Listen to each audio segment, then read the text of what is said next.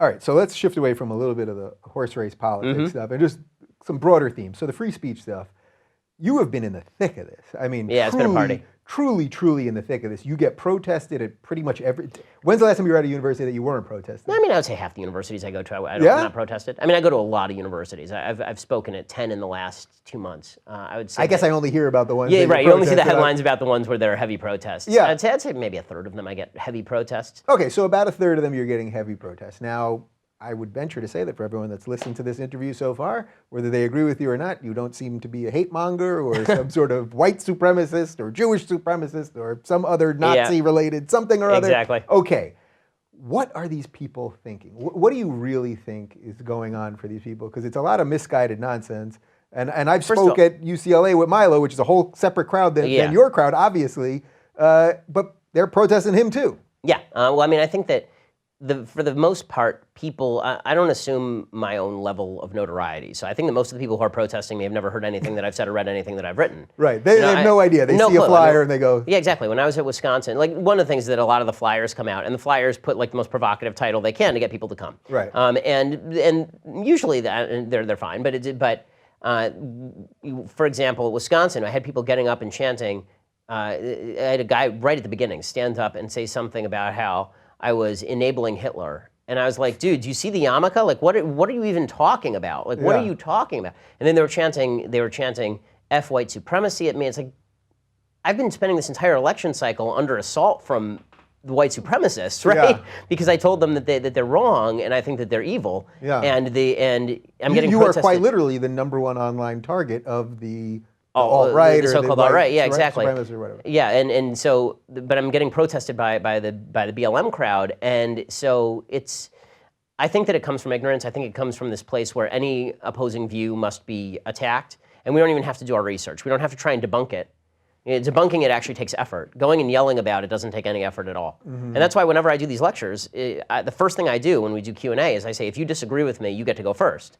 All people who disagree go to the front of the line, because that's always more interesting. And I treat the people who disagree with me actually with respect. If you're not yelling at me and you're not flipping me off and shouting F white supremacy, I'm happy to treat you with respect and have a civil discussion. I do it all the time. And that's the one you can win over. Right, exactly. So in a way, it's selfishly rewarding for you because that's the guy who's on the fence that might come to your side. Or at the very least, we can have a discussion where the person gives a point and I give the counterpoint. Now the whole audience is smarter for it.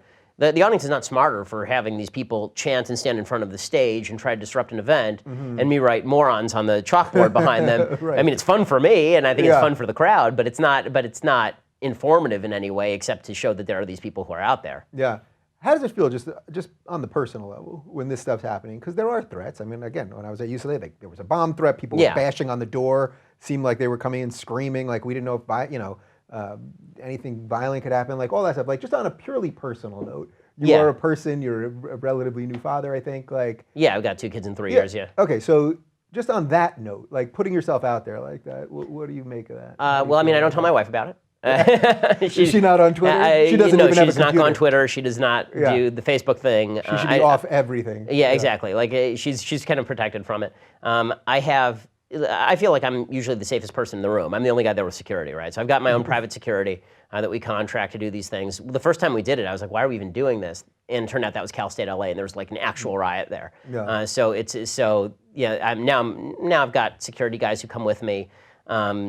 I'm always relieved when it's not that because, again, I would much prefer to have just a normal, like I'm not looking for I really am not looking for the headline that says protesters come and Shapiro finishes protesters or whatever. Like that, honestly, that's easy for me. It's not hard. Like these people have a combined IQ in single digits. It's not difficult to make stupid people look stupid. Yeah. It's more difficult to actually have a conversation with somebody who has a point of view and some facts to back them up. It's more interesting.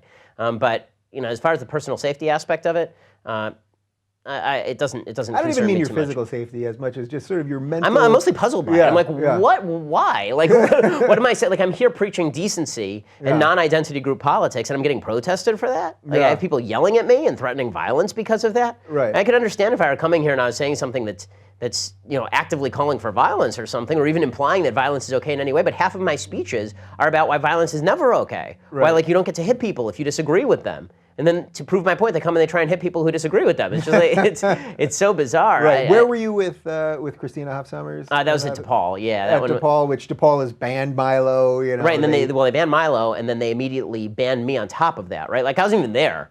Like, and first of all, it's absurd they banned Milo. Mm-hmm. Like, everybody knows about the disagreements that I have with Milo, but it's absurd Milo getting banned from campuses. I'm sure it makes Milo really happy because it's a headline, but right. But it's stupidity of the highest order. If you disagree with him, go and debunk him. If you disagree with him, don't show up. I mean, that'd be the worst thing you can do to Milo is just not show up for one of his lectures. Right. But they banned me on top of that at DePaul. And then they didn't even give it, like their only excuse was the security. And it was like, you can't control your own students. That's not my fault. That's your fault. Your university should be doing that. And then you can go view the video. They actually, we announced that Christina was going to be speaking there and I was going to, accompany her. And they wouldn't let me in the building as a guest. They wouldn't let me in the building as a member of her team. They wouldn't let me in the building and just sit in the audience. But what are they saying to you at that time? Are they saying because that people are threatening violence? Like what? No, there were no threats of violence. That was what was amazing at DePaul. Like we walked up, and the whole day they'd been telling my security team that if Shapiro shows up, that we're going to arrest him. If he shows up, then we will literally and at the place. For what though? For trespass. Okay. Right. So that would be the crime is trespassing on their campus. They literally went out and got a sheriff from Cook County to sit there to facilitate the transfer of arrest. If the campus police arrest you, they have to have somebody from the county actually. So they actually had the guy sitting there in the lot. No protesters anywhere. None. Right? I mean, it's 30 police officers and security guards and me. Yeah. And I walk up and I was like, really? Like, I can't, like, so and I said, if I take 2 steps forward, are you going to arrest me? And the guy said, yeah. And he's a giant guy. Yeah. He said, yeah. People are like, you should have gotten arrested. It's like, well, at that point, I'm really not so hot on spending the evening in a Cook County prison. Like that's Cook County jail for the You stand up for your beliefs, but not to the point of a night in Well, Cook again, County like jail they actually have the right to arrest me. It's a private university. If it were a public university, I would have walked. If it were a public university, I would have made them arrest me. At a private university, they do have the legal right to ban whoever they want. It just demonstrates how ridiculous they are that they're willing to arrest me. Yeah, and the fact again that they're taking everyone from you to Milo.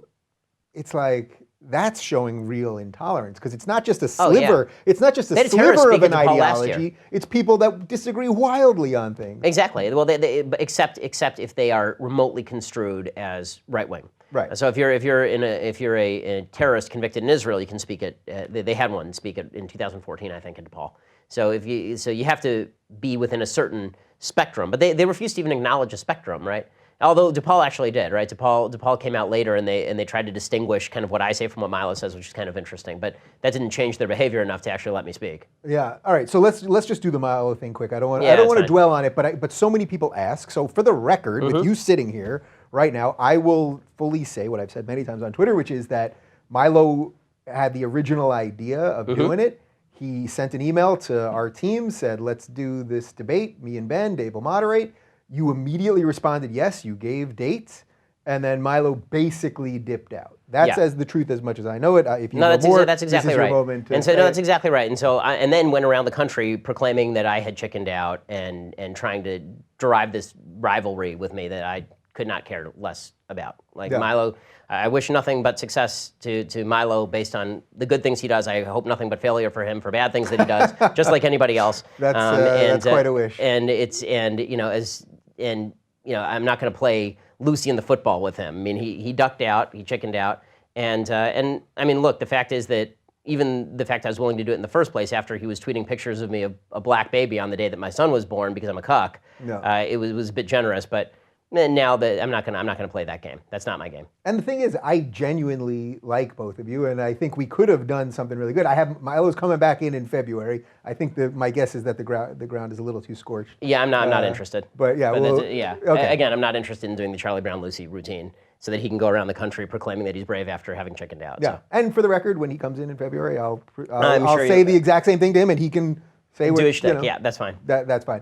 It'll be very sophisticated and British, so it'll be fun. The alt-right thing. Now, I have done a couple of videos on the alt-right. My general feeling, although I think something is changing now that Trump is in power, is that for the months leading up to the election, this was mostly a bunch of shit posters. It was mostly a bunch of anonymous 4chan and Reddit people. It was not really white supremacists and neo-Nazis. There were some of these people in the mix of it. Yeah. But it was just people who were home in their basements or wherever that were tweeting at people in power, media people, politicians, to upset everybody, to get them retweeted, to get everyone to show, I'm such a victim, look at me, look what's happening to me online, I'm suffering. And basically what I've said is if we deal with some of these issues honestly, like immigration or Islamism or something, that's how we'll defang some of the rhetoric around all this stuff. So I think there's truth to that. Now I think it's starting to shift a little bit now that Trump won the election. Right. No, I think there's truth to that. So what I've distinguished in interviews where I've talked about this is the alt-right philosophers and promulgators. Milo's a promulgator of the alt-right. And he denies it, but he likes to play the clown nose off routine, clown nose on, clown nose off routine with the alt-right. Yes, I'm not really a member of the alt-right. I just write stories, expressing their viewpoints. But the piece that he wrote for Breitbart about the alt-right is a really definitive piece about what the alt-right is, and I think that for the most part it's pretty accurate. The alt-right philosophy is not, a lot of people who consider themselves alt-right are not technically alt-right. They are, as you say, shit posters, right? They're people who have been drawn in by the idea that they're being politically incorrect and they're violating taboos, and it's kind of fun to do that, and it's very teenagery and all this kind of stuff. The people who are actually hardcore alt-righters, people who Milo, he knows their philosophy, and he talked about it in that piece, right? The people, the Richard Spencers and the Jared Taylors and all those those people are actual, honest-to-God white supremacists. And there's a line in that piece where he talks about Western civilization being inseparable from ethnicity, which is white supremacy. That's right. That is definitional white supremacy. So that's the philosophy. But a lot of people who consider themselves alt-right have been dragged into that by people who have been inaccurate in their definitions of the alt-right. So instead of just saying, okay, there's the people who actually believe this white supremacist crap, and then there are a bunch of people who are just posting stupid stuff online to get a rise out of people. They conflate the two, and then what's even worse is that you get people who are legit, conservatives who don't know what the alt-right is, and so they assume that everybody who is anti-establishment is alt-right, and so that gives them a number that they don't actually hold, right? The number of people who are really alt-right, like the people who actually believe in white nationalism or white superiority, that's a really small number of people. It really is, and then they've built themselves out. They've kind of built this there's the core and then there's the chaff. They've built this kind of large chaff sphere around themselves. And one of the, I think, tasks we have is to try and separate the core from the chaff and say, okay, all you people who are anti-establishment, listen, I'm anti-establishment too. I think Mitch McConnell's terrible. I was not a fan of Paul Ryan, but that's not the same thing as being alt-right. And so, what I'm fearful of is the winks and nods to the actual alt-right. Like I think when I say winks and nods, and I've been saying this for a while, like when Donald Trump was on TV and he was asked about the KKK, he said, I don't KKK, I've never heard of them. What are you talking?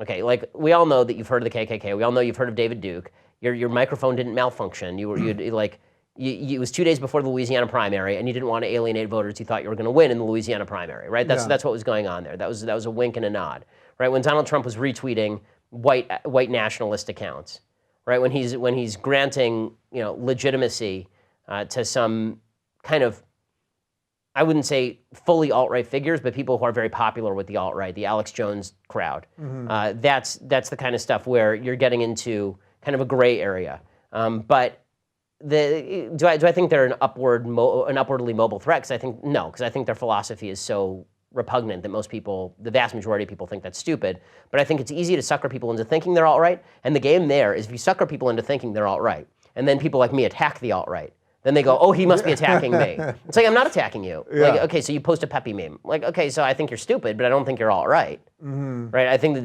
but as I said before on your show, and I got a lot of flack for it, if you tweet at me something that's indistinguishable from David Duke, it's not my responsibility to determine your motive. Like, it's a tweet. I'm going to treat that the same way that I would treat a tweet from David Duke. It's an idiotic tweet from an idiotic person. So how much of this then is just related to the internet culture in general? Because so when I saw was it Spencer in D.C. a couple weeks ago? With the Hail Trump, Okay, so I've had family members on both sides, my dad's side and my mom's side, die in the Holocaust. I suspect you probably did as well. So I don't take kindly to that in any way.